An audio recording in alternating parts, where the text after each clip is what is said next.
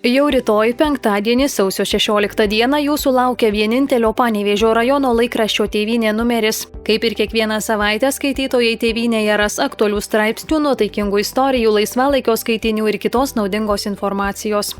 Panevėžio rajone Mikėnų kaime gyvenanti Almuonė Semėnienė užsiima neįprastų hobių, kolekcionuoja saldainių popierėlius. Aistra užgimė vaikystėje, sovietmečio nepritekliuje, kai ryškus saldainio popierėlis atrodė tarsi mažas stebuklas iš kito pasaulio.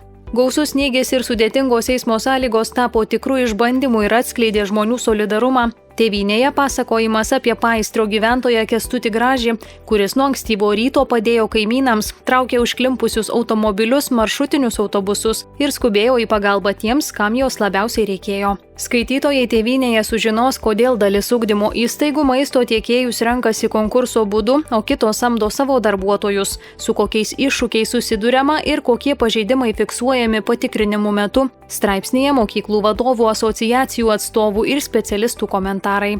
Laikraštyje apžvelgiami 2025-ieji, kurie architektūros srityje buvo itin produktyvūs. Publikacijoje apie parengtus ir jau įgyvendinamus projektus, naujarodžių bendrabučio rekonstrukciją, planus socialiniam būstui ir architektų siekį suderinti funkcionalumą, estetiką bei pagarbą aplinkai. Tėvynė publikuoja išsamų pasakojimą apie Tomą Josą, pirmąjį Panevėžio merą po nepriklausomybės atkūrimo. Straipsnėje prisiminimai apie sausio įvykius, politinius sprendimus bei instrukcijų, kriminalinio pasaulio įsigalėjimą ir kita. Numeryje pateikiama išsami Panevėžio regiono jaunimo situacijos darbo rinkoje apžvalga, kiek jaunų žmonių ieško darbo, kokias profesijas renkasi, kur nedarbas didžiausias ir kokią įtaką jaunimo užimtumui turi užimtumo tarnybos programos. Kaip ir įprasta Tėvynėje, įvairūs patarimai, TV programa visai savaitei, kryžiažodis ir dar daugiau aktualijų straipsnių bei naujienų iš Panevėžio rajono.